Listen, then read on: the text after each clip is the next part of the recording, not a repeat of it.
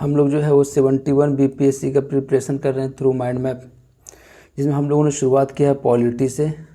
सही है, ठीक है। पॉलिटी में हम लोगों ने 8 लेक्चर जो है कंप्लीट कर लिया है। आज हम लोग पढ़ेंगे लेक्चर नंबर 9, जिसमें हम लोग पढ़ने वाले हैं प्रेसिडेंट के बारे में। ठीक है, ठीक है। देखते हैं प्रेसिडेंट के बारे में क्या क्या पढ़ना है। सबसे पहले पढ़ेंगे इलेक्शन के बारे में। ठीक है, कैसे जो है प्रेसिडेंट को इलेक्ट किया जाता है, क्वालिफिकेशन क्या है प्रेसिडेंट का, इम्पीचमेंट प्रोसेस क्या है। फिर उसके बाद पढ़ेंगे वैकेंसी। जब वैकेंसी हो जाएगा तो उसके बाद कौन बनेगा प्रेसिडेंट। उसके बाद अगर वाइस प्रेसिडेंट की भी अगर वैकेंसी हो जाती है तो सीजीआई। फिर उसके बाद सीनियर मोस्ट जज ऑफ द सुप्रीम कोर्ट। ये कहानी है। फिर पावर एंड फंक्शन देखेंगे, जिसमें executive power, legislative power, financial power, judicial power, diplomatic power. ठीक है, उसके बाद हम लोग इमरजेंसी के बारे में देखेंगे। उसके बाद वीटो पावर देखेंगे। वीटो पावर में 3 वीटो देखेंगे, एब्सोल्यूट वीटो, सस्पेंसिव वीटो और पॉकेट वीटो। ठीक है, यहाँ पर एक मिलिट्री पावर भी है। ठीक है, उसके बाद ऑर्डिनेंस मेकिंग पावर देखेंगे, आर्टिकल नंबर 1, 2, 3 और लाइफ ऑफ द ऑर्डिनेंस। जब ऑर्डिनेंस पास हो जाता है तो देखते हैं कि क्या कहानी है, किस तरीके से जो है वो 3 सिचुएशन अराइज होता है ऑर्डिनेंस का जो लाइफ के बारे में। ठीक है, उसके बाद हम देखेंगे और ये पार्डनिंग पावर। पार्डनिंग पावर में हर एक चीज़ को देखेंगे, पार्डनिंग देखेंगे, कम्यूटेशन देखेंगे, रिमिशन देखेंगे, रिस्पाइट देखेंगे और रिप्राइव देखेंगे।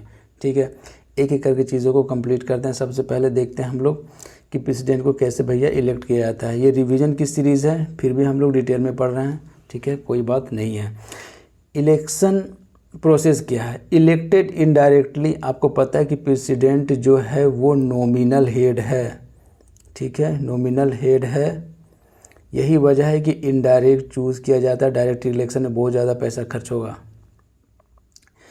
इलेक्टेड इनडायरेक्टली बाई, ठीक है, elected member of A collegium है। ठीक है, अब उस कॉलेजियम में कौन कौन है भैया, elected member of Lok Sabha plus Rajya Sabha, यानी कि राज्यसभा और लोकसभा का elected member, point number 1। Point number 2 क्या है कि लेजिस्लेटिव असेंबली का इलेक्टेड मेंबर। फिर उसके बाद legislative assembly of Delhi plus Puducherry का इलेक्टेड मेंबर, यानी कि तीनों का इलेक्टेड मेंबर होगा। ठीक है, Lok Sabha plus Rajya Sabha, legislative assembly और legislative assembly of Delhi plus Puducherry. ठीक है, ये तीनों के इलेक्टेड मेंबर के बारे में बात हो रहा है। ठीक है, पार्लियामेंट हो गया, लोकसभा प्लस राज्यसभा कहानी हो गया, लेजिस्लेटिव असेंबली हो गया और legislative assembly of Delhi plus Puducherry. ठीक है, इलेक्टेड मेंबर क्या इलेक्ट करेंगे, प्रेसिडेंट को। Nominal head and real head is based in the council of minister head by the prime minister. ठीक है, ये बात आपको पता है कि नॉमिनल हेड होते हैं प्रेसिडेंट। ठीक है, रियल हेड कौन होता है भैया, प्राइम मिनिस्टर। ठीक है, आगे चलते हैं। क्वालिफिकेशन क्या है इनका क्वालिफिकेशन क्या है। ठीक है, थोड़ा जूम कर लेते हैं ताकि चीज़ें जो है क्लियर दिखाई दे। क्वालिफिकेशन क्या है, क्वालिफिकेशन के देखो, इससे बीपीएससी में सवाल आ जाता है कि एज क्या था होना चाहिए भैया प्रेसिडेंट का। ठीक है, और ये no holding any office of profit, इस तरीके का सवाल बनता है, इसीलिए इसको इंक्लूड कर लिया गया। एक सिस्टम में हम लोग पढ़ रहे हैं। ठीक है, किसी भी चीज़ को जो स्किप नहीं किया गया है। क्वालिफिकेशन क्या है तो सिटीजन ऑफ इंडिया होना चाहिए, नॉर्मल सी बात है, बात आपको पता है। 35 साल होना चाहिए, ये आपको याद रखना है। 30 साल 35 साल में कन्फ्यूजन नहीं होना। 35 ईयर्स है। ठीक है, ठीक है। उसके बाद देखेंगे हम लोग क्या, qualified for the Lok Sabha election के लिए क्वालिफाइड होना चाहिए प्रेसिडेंट को। उसके बाद देखेंगे note holding any office of profit, कोई ऑफिस ऑफ प्रॉफिट होल्ड नहीं होना चाहिए। ओथ कौन दिलवाता है इनको, सीजीआई। सारे मिनिस्टर को, पीएम को ओथ दिलवाने का काम कितना है, प्रेसिडेंट को।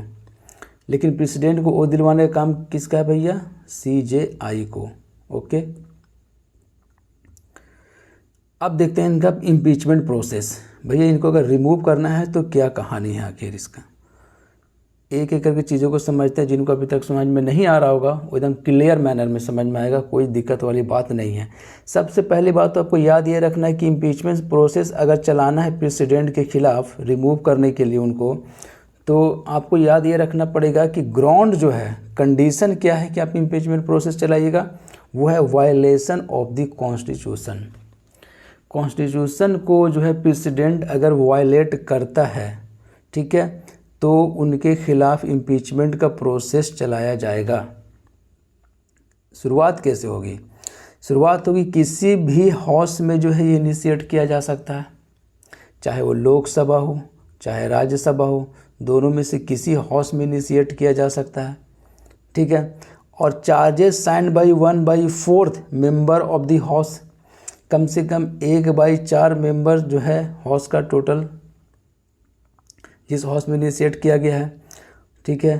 Charges sign by 1/4 member of the house, sign करेगा, साइन करने के बाद 1/4 में जब साइन कर देगा तो भैया शुरू हो गई कहानी फिर इम्पीचमेंट की। यहीं से स्पीकर को दिया जाएगा in the case of the Lok Sabha. उसके बाद देखेंगे कि भी 14 days advance notice to the president.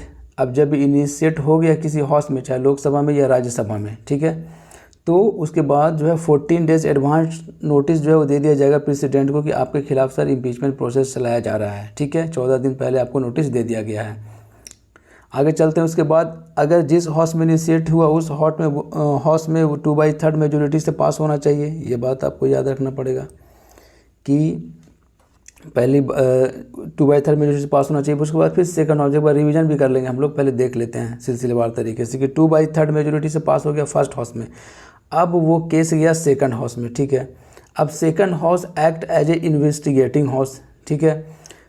Bill presented to the second house and second house act as a investigating house, वहाँ इन्वेस्टिगेट किया जाएगा चार्जेस को, जो चार्जेस लगा है, ठीक है, कि कॉन्स्टिट्यूशन को वायलेट किया प्रेसिडेंट ने, तो क्या वो चार्जेस सही है। अगर सही साबित हुआ तो वहाँ से भी पास करना पड़ेगा बिल को 2/3 मेजोरिटी से। अगर वहाँ पे भी बिल पास हो गया, if bill is pass by 2/3 majority in the second house, then president impeached from his office, office से जो है प्रेसिडेंट इम्पीच्ड हो गया, कहानी खत्म प्रेसिडेंट की। तो कहानी क्या था भैया, किसी भी हाउस में इनिशिएट कर सकते हैं, ठीक है। 1/4 मेंबर को जो है साइन करके देना पड़ेगा। उसके बाद 14 दिन की नोटिस जो है देनी पड़ेगी प्रेसिडेंट को, ठीक है। और जिस हाउस में इनिशिएट हुआ उसमें 2/3 मेजोरिटी से पास करना पड़ेगा बिल को, और बिल अगर पास हो गया तो फिर सेकंड हाउस में जाएगा। Second house act as a investigating house, वहाँ पे इन्वेस्टिगेट हो गया, पता चला चार्जेस जो लगा वो सही है, तो वहाँ पे भी 2/3 मेजोरिटी से पास करना पड़ेगा बिल को। फिर उसके बाद जो है प्रेसिडेंट इम्पीच्ड, ठीक है। आसान भाषा में कोई दिक्कत नहीं है। आगे चलते हैं, वैकेंसी का कहानी को देखते हैं। क्या है वैकेंसी की कहानी? ये है कि भैया किसी भी तरीके से वैकेंसी हो, चाहे वो रिज़ाइन कर दे या उनको रिमूव किया गया हो या उनका इंतकाल हो गया हो, भैया डेथ हो गया हो या एब्सेंस हो या इल हो, बीमार हो, तो किसी भी सिचुएशन में अगर इस तरीके से वैकेंसी क्रिएट होती है तो आपको याद ये रखना है कि vice president assumes charges as president until election will held within 6 month. 6 महीने के अंदर में इलेक्शन को करवाना पड़ेगा आपको, तब तक जो है वाइस प्रेसिडेंट जो है वो प्रेसिडेंट बनेंगे। तो आप कहिएगा सर अगर वाइस प्रेसिडेंट का भी पद अगर खाली रहा तो, ठीक है, अगर उनका भी जो है वैकेंसी रहा तो क्या फिर सिचुएशन आएगा? फिर CJI का नंबर आएगा, ठीक है। पहला नंबर पे ये है, दूसरा नंबर पे ये है, तीसरे नंबर पे ये है, फिर दूसरा नंबर किनका आएगा भैया? CJI का आएगा। अगर CJI का भी अभी तक जो है वो चुनाव नहीं हुआ है तो उनका भी सीट खाली है, तो फिर आएगा सीनियर मोस्ट जज, सही है। तो सीनियर मोस्ट जज ऑफ द सुप्रीम कोर्ट, इनको बनाया जाएगा प्रेसिडेंट। ये हायरार्की है, vice president, CJI, senior most जज ऑफ द सुप्रीम कोर्ट। एक आगे चलते हैं हम लोग। 6 महीने के अंदर में इलेक्शन होना चाहिए। बात आपको याद रखना है कि भैया प्रेसिडेंट का अगर वैकेंसी हो गया तो 6 महीने के अंदर में इलेक्शन होना है। 6 महीने तक पद जो है वाइस प्रेसिडेंट संभालेंगे। अगर वाइस प्रेसिडेंट नहीं रहे तो CJI नहीं रहे तो सीनियर मोस्ट जज ऑफ द सुप्रीम कोर्ट। आगे चलते हैं, power and function of the president को देखते हैं। सबसे पहला जो पावर है वो एग्जीक्यूटिव पावर। आपको पता है कि जितना भी अपॉइंटमेंट होता है, चाहे वो PM का अपॉइंटमेंट करना हो, कैग हो, ठीक है, CEC हो, चीफ इलेक्शन कमिश्नर हो, अटॉर्नी जनरल हो, गवर्नर हो, ठीक है, और भी किसी मिनिस्टर को जो अपॉइंट करना हो, ये सारा काम किनका है? यह है executive power of the president. Legislative power क्या है? लेजिस्लेटिव पावर है सम्मन करना हाउस को, प्रोरोग करना हाउस को, ठीक है, डिसॉल्व करना लोकसभा को। ये सब काम किसका है भैया? ये सब है लेजिस्लेटिव पावर, प्रेसिडेंट का काम है। आगे चलते हैं। उसके बाद है nomination of member in the houses. जैसे राज्यसभा में नॉमिनेट किया जाता है मेंबर को बाय द प्रेसिडेंट, ये सब क्या है, लेजिस्लेटिव पावर है। Ascent of the bill, Lok Sabha Rajya Sabha दोनों हाउस में पास हो गया, बिल को एसेंट के लिए प्रेसिडेंट के पास गया, प्रेसिडेंट को एसेंट देना पड़ता है बिल को एक्ट बनाने के लिए। फिर उसके बाद जो है वो क्या कहलाएगा, लेजिस्लेटिव पावर कहलाएगा, फिर वो एक्ट बन जाता है जैसे ही प्रेसिडेंट एसेंट दे दिया तो। फिर उसका फाइनेंशियल पावर, आपको पता है कि मनी बिल जो है वो पास कब होगा, जब प्रायर रिकमेंडेशन लिया जाएगा किससे, प्रेसिडेंट से। उसके बाद मनी बिल को इंट्रोड्यूस किया जाता है हाउस में। No demand for grant without recommendation, कोई डिमांड ऑफ ग्रांट नहीं मिलेगा जब तक प्रेसिडेंट का रिकमेंडेशन आप नहीं लोगे तब तक, सही है। हर एक 5 साल में फाइनेंस कमीशन को कॉन्स्टिट्यूट किया जाता है, ये भी एक फाइनेंशियल पावर है, ठीक है। हर एक 5 साल में constitute finance commission for every 5 years, ठीक है। ये क्या है, फाइनेंशियल पावर है किसका, प्रेसिडेंट का। जुडिशियल पावर क्या है, आपको पता है कि भैया जजेस का जो अपॉइंटमेंट होता है, चाहे वो सुप्रीम कोर्ट का जज हो, चाहे वो हाई कोर्ट का जज हो, सबका अपॉइंटमेंट कौन करते हैं भैया, प्रेसिडेंट करते हैं। अपॉइंटमेंट ऑफ सीजीआई कौन करते हैं भैया, प्रेसिडेंट करते हैं। ये सब क्या है, जुडिशियल पावर है। हाई कोर्ट को और सुप्रीम कोर्ट के जजेस को, दोनों को कंफ्यूज नहीं होना है। ऐसा ना कि हाई कोर्ट के जजेस को आप गवर्नर समझ लो, नहीं, supreme court plus high court कि दोनों को जजेस को अपॉइंट कौन करते हैं भैया, प्रेसिडेंट। डिप्लोमेटिक पावर क्या है, international treaties and agreements are negotiated and concluded on behalf of the president. जो भी इंटरनेशनल ट्रीटीज़ होता है, एग्रीमेंट होता है, वो किन के बिहाफ पे होता है, और बिहाफ ऑफ द प्रेसिडेंट के बिहाफ पे होता है, ठीक है। उसके बाद military power, supreme commander of defence, एक लाइन में कहानी ख़त्म। इमरजेंसी पावर हम लोग देख चुके हैं, ठीक है। उसके बाद क्या है, वीटो पावर। 3 तरह के वीटो हम लोग पढ़ेंगे। पहला है एब्सोल्यूट वीटो, ये 2 सिचुएशन में लाया जाता है एब्सोल्यूट वीटो, मतलब if bill is private member bill, अगर बिल प्राइवेट मेंबर बिल है, ठीक है, तो भैया इस बिल को अगर एसेंट नहीं देना है, लैप्स कर देना है, तो प्रेसिडेंट क्या करेगा, पॉकेट में रख लेगा। Withhold his assent to a bill passed by the parliament, the bill ends and not become an act. Withhold कर लिया जाएगा बिल को और बिल एक्ट नहीं बनेगा। 2 सिचुएशन में होता है ये। If bill is private member bill, तो उसको पास नहीं करना होगा, कैबिनेट मना कर देगा कि भैया आप इसको पास मत कीजिए। और इफ़ कैबिनेट रिज़ाइन, अगर कैबिनेट ही रिज़ाइन कर गया, ठीक है, और बिल जो है प्रेसिडेंट के पास है, तो जो बिल पास करवाया है अगर वही नहीं है तो वो बिल को विद होल्ड कर लिया जाएगा, वहाँ से एब्सोल्यूट वीटो का इस्तेमाल हो जाएगा और बिल जो है लैप्स कर जाएगा। सस्पेंसिव वीटो क्या है, सस्पेंसिव वीटो जो नॉर्मली इस्तेमाल होता है रिकन्सिडरेशन के लिए, उसी को सस्पेंसिव वीटो कहते हैं, ठीक है। मतलब when bill send for the reconsideration, यही सस्पेंसिव वीटो हो गया कि प्रेसिडेंट है, प्रेसिडेंट के पास बिल गया सेंड के लिए, लेकिन प्रेसिडेंट ये बोल रहा है कि इसको पहले रिकन्सिडर के लिए दोनों हाउस आप लोग, ठीक है, फिर से बिल पास करके लाइए मेरे पास। अगर if again passed by the house, अगर फिर से पास हो जाता है हाउस से बिल वो, ठीक है, then it is obligatory to the president to give his assents, फिर वो ऑब्लिगेटरी हो जाता है प्रेसिडेंट पे कि एसेंट प्रेसिडेंट दे दे, ठीक है, कोई दिक्कत वाली बात नहीं है। पॉकेट वीटो क्या है, पॉकेट वीटो मतलब कि president does not take any positive और negative action, simply keep the bill for infinite period of time, ठीक है, यूज्ड बाय ज्ञानी जेल सिंह, ठीक है, इंडियन पोस्ट ऑफिस बिल में।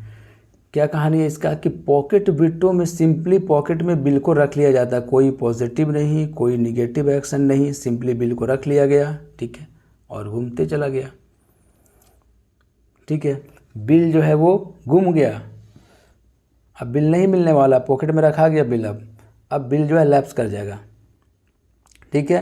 President does not take any positive और negative action, simply keep the bill जो है गुम हो गया, बिल रख लिया गया पॉकेट में इनफाइनाइट पीरियड ऑफ टाइम के लिए। अब इनफाइनाइट पीरियड ऑफ टाइम के लिए कोई डेफिनेट टाइम ही नहीं है। Used by the Giani Zail Singh, Indian post office bill में ये यूज़ किया गया था बाय द ज्ञानी जेल सिंह। ये आपको याद रखना है कि पॉकेट वीटो, ठीक है, कोई पॉजिटिव निगेटिव एक्शन नहीं ले रहे हैं हम, ठीक है।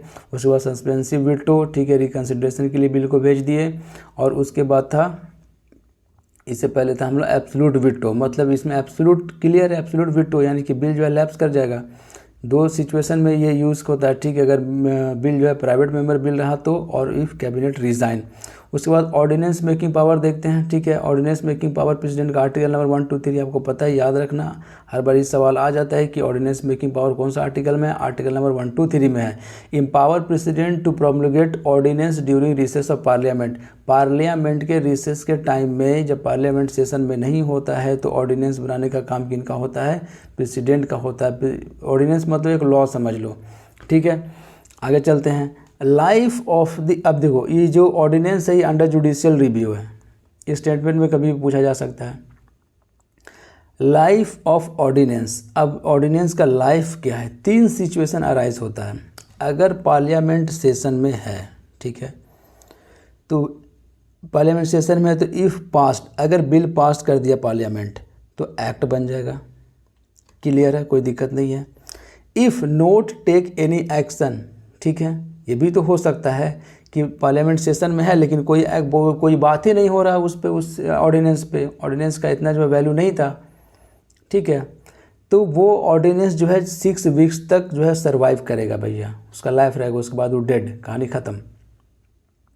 और अगर पार्लियामेंट सेशन में नहीं है तब बिल जो है 6 महीने तक वैलिड रहेगी, क्योंकि 6 महीने के अंदर में फिर से पार्लियामेंट का तो सेशन होना तय है, क्योंकि मैक्सिमम गैप कितना होता है, मैक्सिमम गैप होता है एक सेशन से दूसरे सेशन के बीच में 6 महीने का, इससे ज़्यादा गैप नहीं हो सकता है, ठीक है। तो अगर ओवरऑल बात करते हैं तो मैक्सिमम लाइफ कितना रहा ऑर्डिनेंस का, 6 महीना, अगर सेशन में नहीं है हाउस तो, और हाउस सेशन में आ गया और कोई एक्शन नहीं लिया गया तो फिर से 6 वीक और जुटेगा, यानी कि जब से ऑरिजिनेट हुआ तब से लेकर 6 महीना प्लस 6 वीक, ये मैक्सिमम जो है टाइम है किसका, ऑर्डिनेंस का। 6 महीना मिल जाएगा कहाँ से, जब सेशन में नहीं है तब, सेशन में जैसे ही आया और कोई एक्शन नहीं लिया गया तो 6 वीक और बढ़ जाएगा, यानी कि टोटल 6 महीना 6 वीक जो है मैक्सिमम टाइम है किसका, मैक्सिमम लाइफ है किसका, ऑर्डिनेंस का। आगे चलते हैं, आगे कहानी ये है कि भैया अब हम लोग पढ़ते हैं pardoning power of the president. कभी कभी इन चीज़ों को लॉन्ग सेंटेंस में पढ़ना याद नहीं होता है, कई बार कन्फ्यूज़न हो जाता है, इसीलिए शॉर्ट में समझते हैं, ठीक है, एक लाइन में। पार्डनिंग का मतलब क्या हुआ, कंप्लीट माफ़ी, बस कंप्लीट याद रखो, मतलब कंप्लीट माफ़ी हो गई, जो भी गुनाह किया बंदा, प्रेसिडेंट के पास ये पावर है कि उसको माफ़ कर सकता है, ठीक है। दूसरा है कम्यूटेशन। कम्यूटेशन का मतलब क्या हुआ, हैवियर टू लाइटर, जो कोई गुनाह काफ़ी हैवी गुनाह है, ठीक है, उसको लाइटर में कन्वर्ट कर देना, ये किन के काम है भैया, ये प्रेसिडेंट चाहे तो कर सकता है। एग्जाम्पल के तौर पे क्या लेते हैं कि मान लिया कि डेथ सेंटेंस मिला किसी को, तो प्रेसिडेंट क्या करेगा, प्रेसिडेंट के पास याचिका गया भैया कि इनको आप पूछ कीजिए, तो कहा जाएगा ठीक है डेथ सेंटेंस मिला है ना, मेरे पास ये पावर है कि हम कर देते हैं लाइफ टाइम इम्प्रिजनमेंट, जिंदा रहो पर लाइफ टाइम इम्प्रिजनमेंट में रहोगे, ठीक है। करैक्टर भी चेंज हो गया और हैवियर टू लाइटर हो गया, यहाँ पर करैक्टर चेंज हो गया, ठीक है। अब देखो ये हो गया, कम्यूटेशन हो गया, पार्डन हो गया, कंप्लीट माफ़ी और कम्यूटेशन हो गया, ठीक है, करैक्टर चेंज हो गया और हैबिट टू लैटर में चला गया, मतलब कि फांसी से हम लाइफ टाइम इम्प्रिजनमेंट में चले गए। रिमिशन का मतलब क्या हुआ, चेंजेस विदाउट करैक्टर, करैक्टर को चेंज नहीं करेंगे, ठीक है, रिमिट खाली कर देंगे। फॉर एन एग्जांपल कि अगर ये मिला कि लाइफ टाइम इम्प्रिजनमेंट मिला है सर आपको, तो प्रेसिडेंट के पास जाएगा, कहेगा सर कुछ कीजिए, हम लाइफ टाइम जेल में कैसे रहेंगे, ठीक है, रहना तो जेल में ही है, यानी कि इम्प्रिजनमेंट ही तुम्हारा सजा रहेगा, लेकिन लाइफ टाइम की जगह पे कर देते हैं कि चलो 20 साल तक रहोगे या 10 साल तक रहोगे, कम कर दिया गया, लेकिन करैक्टर वही रहा इम्प्रिजनमेंट का ही, ठीक है। तो रिमिशन में क्या हुआ कि चेंज विदाउट करैक्टर, यानी कि हैवियर टू लाइटर जाएगा पर करैक्टर चेंज नहीं होगा। आगे चलते हैं, कोई दिक्कत नहीं है रिमिशन में। रिस्पाइट जैसे यहाँ स्पेशल केस समझ लो, स्पेशल केस का मतलब क्या हुआ, स्पेशल केस में मतलब है जैसे कोई प्रेग्नेंट वीमेन है, कोई फिजिकली हैंडीकैप है, तो इन लोगों को अगर बहुत ज़्यादा हैवी सजा मिल गया तो अगर प्रेग्नेंट वीमेन को मिल गया तो वो सर्वाइव कर पाएगी, बेचारी नहीं कर पाएगी। 1 साल का सज़ा मिल गया फॉर एन एग्जांपल, तो प्रेसिडेंट के पास ये जा सकती है, कहती है सर हम तो प्रेग्नेंट वीमेन हैं, हमको थोड़ा सा रियायत दे दीजिए आप, तो क्या किया जाएगा कि ठीक है 1 साल की सज़ा की जगह पे 2 महीने का सज़ा कर दिया जाता है आपके लिए, ठीक है। हैवियर टू लाइटर में कन्वर्ट कर दिया गया। लेकिन स्पेशल केस का कहानी था ये, जिसको कहा गया रिस्पाइट। अब रेप्राइव क्या है? रेप्राइव क्या है? जो आपको सज़ा मिला है वो सज़ा वही रहेगा, सेम, ठीक है, सेम सज़ा रहेगा, बस यहाँ पे टाइम का मामला है। क्या है? टाइम का मामला ये है कि अगर 2 दिन बाद आपको फांसी पड़नी थी तो जो है प्रेसिडेंट क्या कर सकता है कि 2 महीना लेट कर सकता है कि चलो अभी आप फांसी मत दीजिए, आप 2 महीने बाद फांसी दीजिएगा, ठीक है। तो डिले कर दिया जाता है फॉर द टेम्पोररी पीरियड के लिए, लेकिन फांसी तो पड़ना तय है, सही है। इस तरीके से रेप्राइव भी ख़त्म हो गया। तो क्या क्या पढ़ा हम लोगों ने देखा पार्टनिंग, कंप्लीट माफ़ी, कम्यूटेशन, ठीक है, हैवियर टू लाइटर विदाउट, यहाँ पे कैरेक्टर जो है चेंज हो जाएगा। रिमिशन, यहाँ पे कैरेक्टर चेंज नहीं होगा। अगर इम्प्रिजनमेंट मिला है भैया 20 साल का तो 10 साल किया जा सकता है, रहेगा इम्प्रिजनमेंट ही। रिस्पाइट स्पेशल केस में ये कहानी होता है, कोई प्रेग्नेंट वीमेन या फिजिकली हैंडीकैप वगैरह को सज़ा मिल जाता है। तो रिप्राइव का कहानी क्या है? आपको सज़ा तो मिलना तय है, बस टाइम को बढ़ा दिया जा सकता है, टेम्प्रोरी स्टे लगा सकते हैं। स्टे लगा दिए 2 महीने के लिए, 2 महीने टाइम ऑटोमेटिक बढ़ गया, ठीक है। आगे उसके बाद हम लोग मिलते हैं फिर नेक्स्ट लेक्चर में, लेक्चर नंबर 10 में, ठीक है। लेक्चर नंबर 10 में हम लोग मिलते हैं और उसमें हम लोग पढ़ेंगे प्राइम मिनिस्टर के बारे में, ठीक है। आप बने रहिए सिस्टम आइज के साथ और 71 बीपीएससी का प्रिपरेशन जो है माइंड मैप के थ्रू आप कीजिए, कोई दिक्कत वाली बात नहीं है, ठीक है। एक एक चीज़ को हम लोग आसान भाषा में समझ रहे हैं, रिवीजन कर रहे हैं, क्विकली रिवीजन हो जाएगा थ्रू माइंड मैप। पूरी लक्ष्मीकांत को इसी तरीके से पढ़ा देंगे, ठीक है। जो है 8 दिन में वादा किया गया था ख़त्म हो जाएगा, ठीक है। 4 से 5 दिन हो गया है, 3 दिन में और 3 दिन में ख़त्म हो जाएगा सारा कहानी, ठीक है। कल 3 लेक्चर आएगा, ठीक है। और उसके बाद फिर 3 लेक्चर देंगे, सही है। 15 से 20 मिनट का तो एक लेक्चर है, कोई दिक्कत नहीं है पढ़ने में। एक एक करके चीज़ों को आप कंप्लीट करते जाइए। मिलते हैं हम लोग फिर नेक्स्ट लेक्चर में। आप चैनल को सब्सक्राइब कीजिए और बेल आइकन को दबा दीजिए, ताकि जैसे ही वीडियो अपलोड होगा आपको नोटिफिकेशन मिल जाएगा, ठीक है। और लाइक कीजिए वीडियो को, ठीक है, और शेयर कीजिए अगर आपके पास टाइम है तो। फिलहाल के लिए मिलते हैं हम लोग फिर नेक्स्ट लेक्चर में। Thanks, best of luck for your exam. ये इसका जो PDF है आपको मिल जाएगा टेलीग्राम चैनल पे, आप जाके चैनल के डिस्क्रिप्शन बॉक्स में जाकर आप वहाँ से ज्वाइन कर लीजिए। Thank you.